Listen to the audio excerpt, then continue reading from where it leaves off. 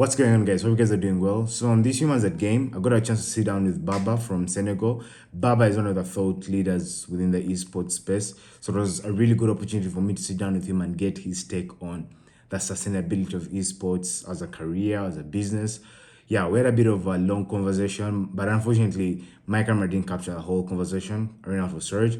But yeah, nevertheless, there was some good value shared at the start that I thought I'll share with you guys through the Humans at Game segment. And yeah, I do plan to reach out to him and maybe have a redo. I mean, he's a really humble guy, and I liked his take and what he had to say around esports and someone getting into it and getting involved. So yeah, enjoy this one, and catch you guys in the next. Peace. I'm not so big on them. You always go on you always use water, I think. Yeah, water, maybe a higher something cold. Okay, cool. That's one of your products, yeah. This now, bought it on Dakar. This is one of our products, but we don't sell it. We use it for I've seen your kit. I like your jersey, by the way. Jersey. Yeah, I came with my jersey, so I'll show you. Nice. Yeah. Thank you. Could you have? How can someone get it? We are about to launch our website. Nice. And people can buy it from the website. Yeah. And maybe I can find out a way to deliver it. I don't know how I can manage to deliver it in Uganda, but maybe it's one of my goals for this trip. To get a solo jersey. You guys are using DHL, I guess. Sorry? DHL. You know the company DHL? DHL. Yeah, we do have DHL. Okay. I will be dope if I can get one. Yeah. I like the who designed it? How did you design it? He's one of my friends. We've been working since 10 years. Yeah. And he was always on making design, great design and everything. He did our first jersey, but I did not like it to sell it, So it was nice, but not sellable. So I wanted to do something extra, Yeah. The jersey is really extra, because we brought some kind of symbols from the Adrinka, and the Adrinka are the symbol of Ghana, Yeah. And it's a meaning. Why meaning, Ghana? It's Senegal. You guys are close, right? We are close first, and second, solo is not only Senegal. Like, we want to be an African esports, a professional team. So we decide to pick a symbol from Africa and to promote it, to show that Africa are together. Yeah. So every time we go abroad, we represent Africa. So main game is FIFA. Main game FIFA. We had a great player on PS, Pro Evolution Soccer, but unfortunately, now actually the game has turned differently, and they have some issue with Konami. So we decided to drop eFootball and move to Guilty Tekken and Mortal Kombat. Also, you're running MK and FIFA. Today we are this journey we are running MK and FIFA. Tomorrow. Tomorrow we are doing well. So you're hoping to take it? Have you seen some competition? Which country would you say is one of them? We took part of different competition in Africa, and the biggest was the RNG Sport Experience. Yeah, I've seen that. I was in Ghana also. 15 countries. Yeah. No, it was online. It was online. Yeah. There was 2 editions offline in 2019 and 2018 and 2019.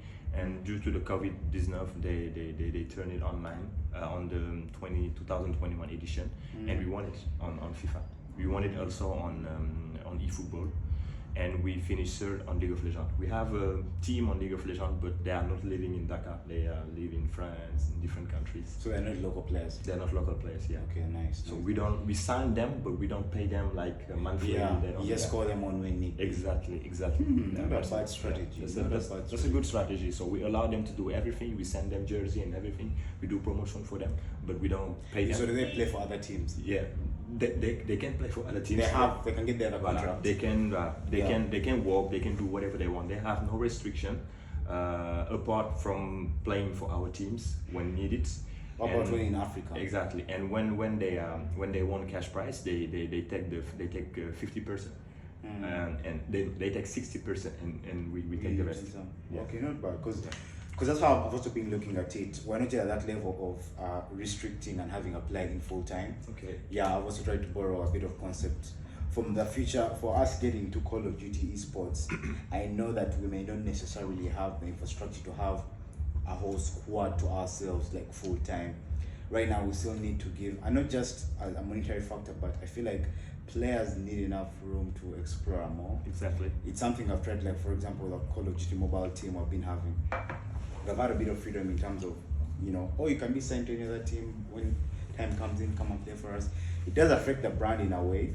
So that's why I've been taking the whole esports thing slow, because esports is not sustainable right now.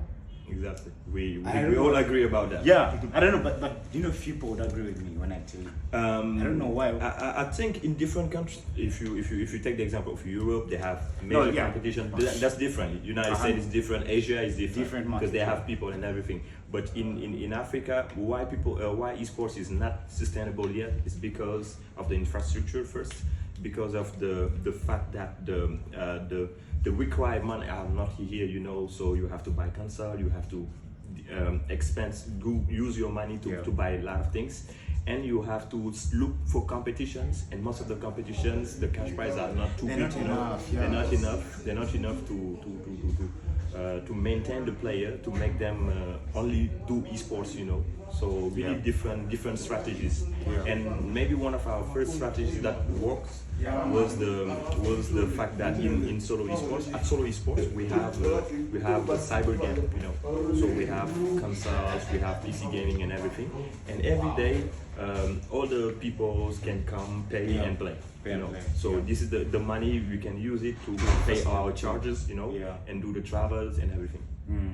Yeah, because man, I see that I don't see esports as a sustainable industry right now. Maybe in South Africa a bit, but not so much in the rest of Africa because of how generally how the industry is built. We don't have that ecosystem that has cash flow. You know, we don't have an economy. Exactly. We don't have brands that support a lot. Yeah. You only have not small brand, but you only have brands that doing events, but only do events for them. Yeah. And even the cash prizes, you can't have a cash prize that can facilitate a whole team, whereby you can hire, like, let's say an editor, hire like a whole production team, and have like a talent manager or some sort of, you know, GM. It's more of everyone's just kind of bootstrapping and trying to see what they can do with what they have. Man, that's something I've seen. So that's why personally I haven't been so much into esports, and my thesis is around esports is like gaming is basically everything, then esports is 10% of what gaming is. So that's why when I came in, I was like, man, first focus is gaming. Actually, no, I went to esports first, then I tested the waters, entered the gaming scene a bit. Now this year I made up my mind, I was like, you know what, I think let's try this gaming thing out first. Okay. And first focus there and see how it's running. It costs less gaming. Yeah, and there's this and expectation. You can attract more people. Yeah, because at the end of the day, man, we tend to forget that this is entertainment. Yeah, aside of a competition, aside of esports, there is no esports if there's no entertainment. Because if you're to look at most of the sports structures, it's solely around who's watching and how much are they paying to watch. You know, soccer, that's what sustains any sport out there. If a sport is not being watched, there's no point. Because I feel like guys get lost in this thing of, oh, this is esports, it's gaming, it's a good thing, it's something kids love to do. But they forget to realize that, okay, if the kids love it, but then who's watching it? You know, how else do we make? So that's why I'm more of trying to get into this route and approach this differently and not focus on the competitive first. Because I know if we're able to build a brand big enough, I'm giving it like 5-10 years for our esports industry to be super competitive, to have more professional teams coming up and to have more professional events that have really good cash prizes. By then, I feel like that's when we shall have an opportunity. And the thing is, I don't see it as someone losing out. If you come out and focus on building your brand around gaming, then in 10 years time, you'll be like, hey guys, there's this tournament happening, we want to make a team. You'd have so many guys coming to you to sign up, you know, without you even looking, because they kind of already know your brand, and you have this brand equity that's just players are literally requesting. You know, so me, that's how I'm looking at it. But nevertheless, I still want to like get into a few esports that I think why FIFA is a good thing is that it's a solo man game, and it's easy to like accommodate one player. And like let's say COD or League of Legends, whereby it's like 4v4. So you have a roster of like 5-6 players, maybe 4 mains and 2 subs. That's hard. That's hard to find, and especially motivate players. They have to be motivated because there isn't enough esports events on League of Legends. Only we managed to convince Orange to do League of Legends, to add League of Legends at the Orange Esports experience, and they did it, and it was nice. The cash prize was big. That's why Anubis Gaming won it. But we noticed that most of the country could not manage to participate. We were only 3. You have Morocco, Egypt, and Senegal. How And close are you? How close are you to the Egyptian events? I don't know why, because I feel like Egypt is also, there's South Africa, then Egypt is doing so well. After South Africa, I think honestly I can put Egypt as number second in Africa. But pay attention to Morocco. Morocco. They have launched recently their national federation, not national, royal federation. Yeah. Supported by the king, the king of the country, the King Mohammed, and now they are doing great stuff, amazing stuff. They are in partnership with a big company based in France named Webedia, and Webedia is doing. I've seen Webedia, it's like a browser. Yeah, exactly. So they are doing a lot of things. They are the proprietor of the channel named MGG, which is the stream channel. They stream every program. They have a lot of people and everything.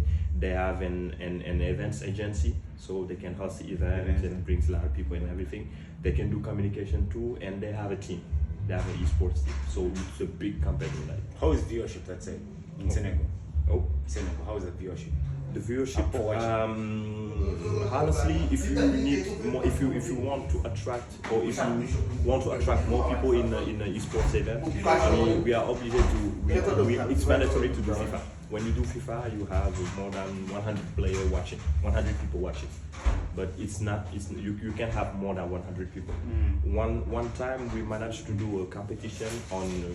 I don't know if you know the FIFA mod named Club Pro Club. Pro Club, yeah. Pro Club. 11 versus 11. We created a championship with 10 teams, and 10 teams were competing, and we did playoff, and we did the grand final. On the grand final, we have all the people that was supporting the two finalists that came on the stream and watched, and we end up with 250 people. I'm just watching, and that was big. That's crazy. I think I have some highlights. I will send you so you can. Just give me an idea. That was huge. You're just giving an idea. Every time you do esports events with team plays number, you can attract more people. But 1v1 it's very slow. 1v1 is very slow.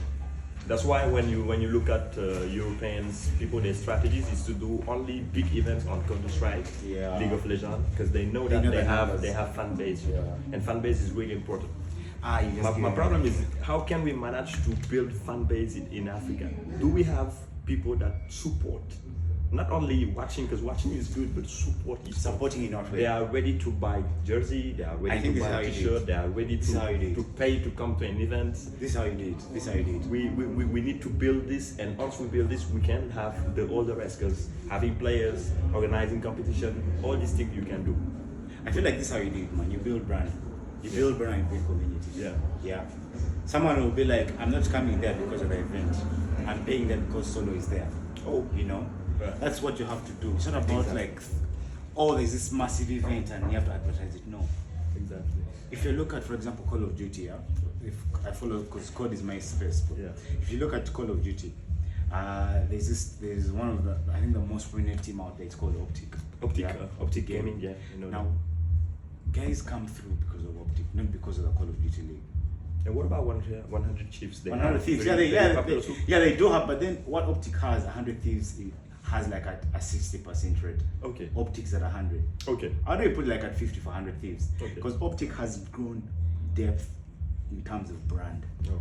They have brand equity that spreads through parents to their children. That's why someone will buy an Optic jersey.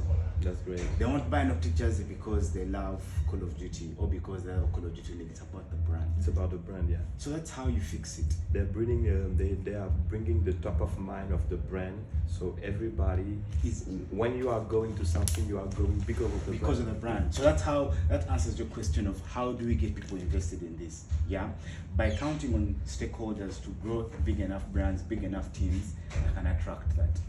Yeah. Because to me that's the formula. There's no way of doing it. You need to kind of get, you need to create products that have so much attention and so much natural and organic love by their communities, such that when something is going down, numbers are coming in. When Optic is playing against a team, you can have about a peak of 79,000 viewers. Wow. When other teams are playing 40,000, less, you know, you kind of get what I mean. Yeah. So that just shows you, bro. It just kind of shows you what the solution is, you know. And very many teams are now trying to mimic what Optic did, and it's going to take them a while because Optic has been doing this since a decade back. Optic is now benefiting. That's why I give myself 10 years to kind of have that solid ground and have like a good community and have a product to push out. It's important. You know, it's important, man. And If you can survive on these 10 years. if you can bootstrap, find ways of surviving. And that's why I don't push so aggressive. Yeah. I don't really. You don't invest a lot. No, Yeah. I invest and play around within a circle I can control. Okay. I don't overgo into, for example, why last time you asked me why Call of Duty was because I played Call of Duty. I understood that games, so it was easy for me to get players that played. It's so hard for me to invest in a game I don't play, and I've tried it, and I've tried it with COD Mobile, and it hasn't been good. The players weren't satisfied, I wasn't satisfied. You know, we didn't really have good chemistry going on. Yes. So I kind of play around within. I play it safe, and I'm like, you know what I understand, I get involved in, because I don't have enough room to maybe hire someone to control where I can't. You know, right now I have to be super hands-on in terms of everything.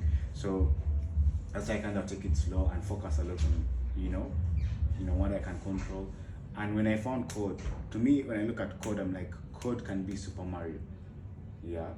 What Mario is for guys, for like the OG gamers, that's what Call of Duty can What's be. funny is I know that in Africa, a lot of countries were playing COD for years. But actually the problem is people are playing COD, but they mostly play online. Back in the days, there was what we call LAN parties, and people used to meet each other, to put their computer, to play together, and to build community. We had maybe 5 COD teams when we were playing Modern Warfare 1 and 2 and Modern Warfare 3. But I don't know where the gap came in, because unfortunately I wasn't part of the genesis of COD. Yeah. I mainly came after the waters had calmed and people had shifted to other games. Then now I come here and I'm trying to you try to catch up. trying to kind of bring it back. But OG Call of Duty was different. really amazing. And I can confirm you, like we have an event every Ramadan month.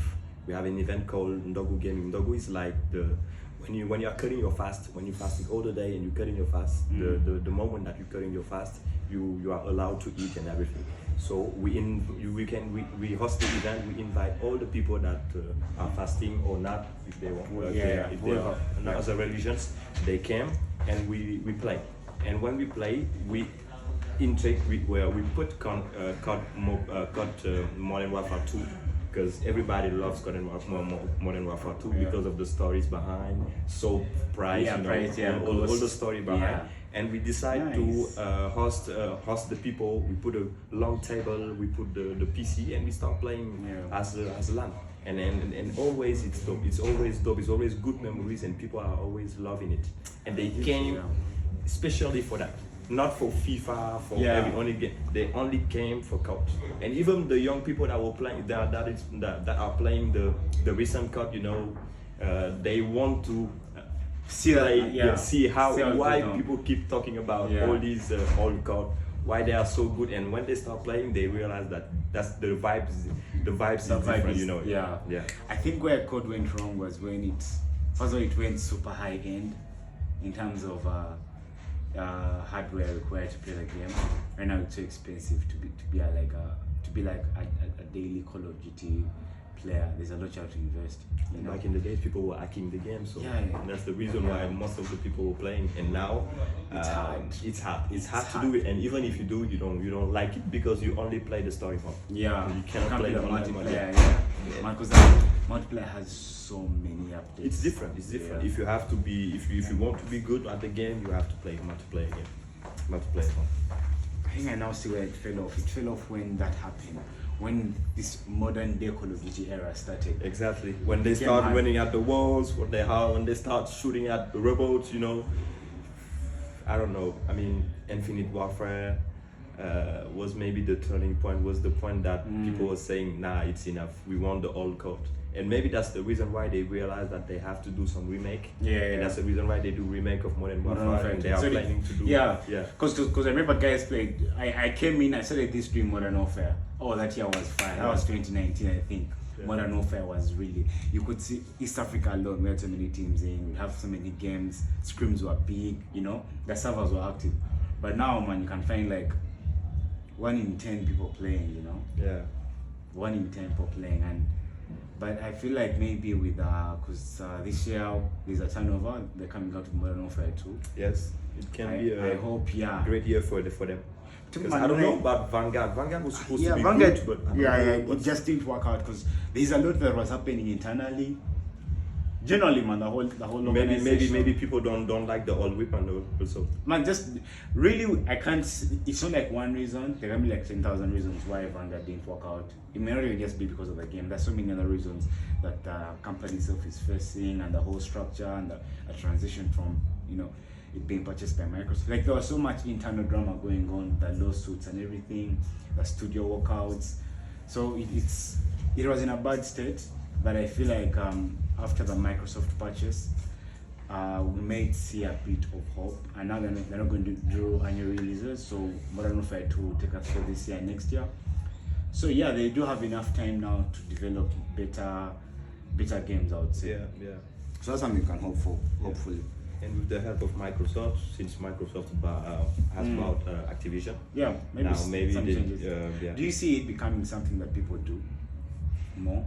Sorry, you say? No, like because I've seen FIFA is exploding, but I want to see code explode. Do you think? I don't think it can reach that pace of FIFA because FIFA is easy to enter. It's a popular game. Yeah, it's football. And man, football will always explode. Africans love soccer. Yeah, they love soccer. It's you have the example of NBA 2K, which is, in my opinion, a better games. Better netcode. You can play against people from Canada. Yeah, no problem.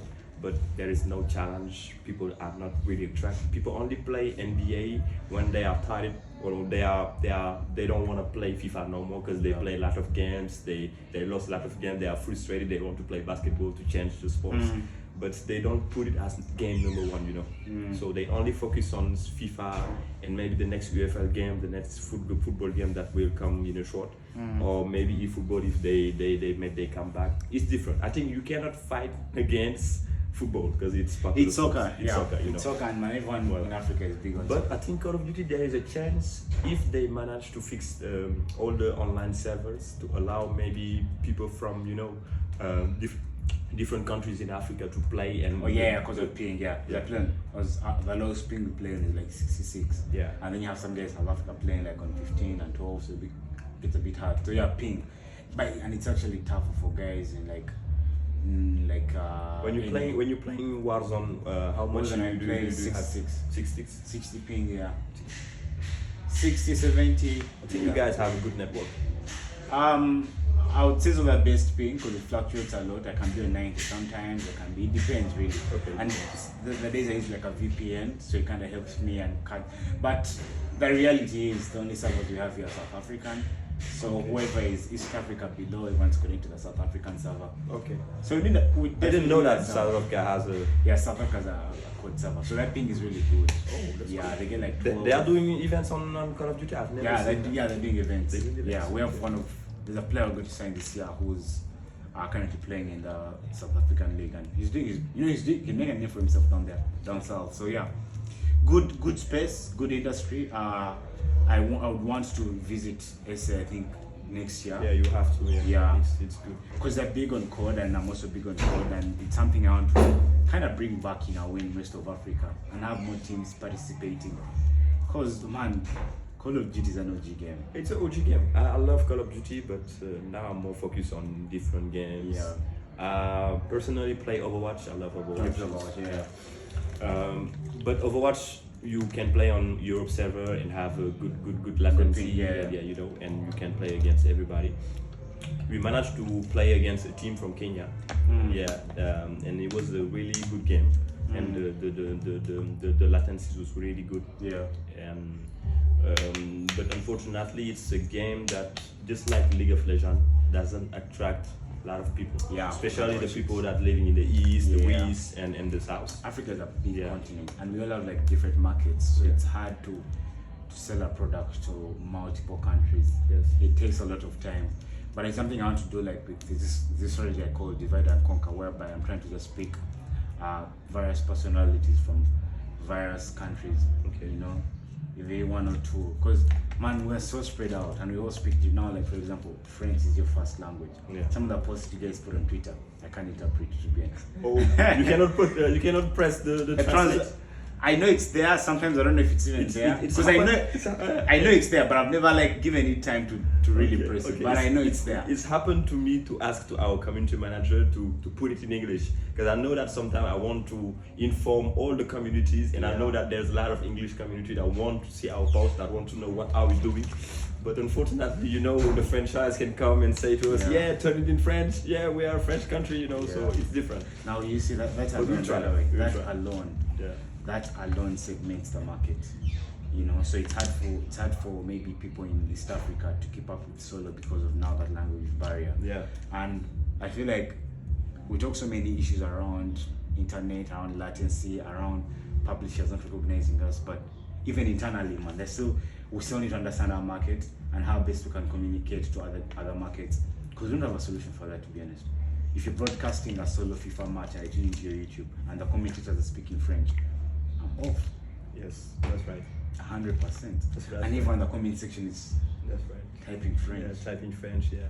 Right. and sometimes the comment section is on typing local language, not only French. Kenyans, when you go Kiswahili is just, I'm like, oh my days must be lost. Oh, yeah.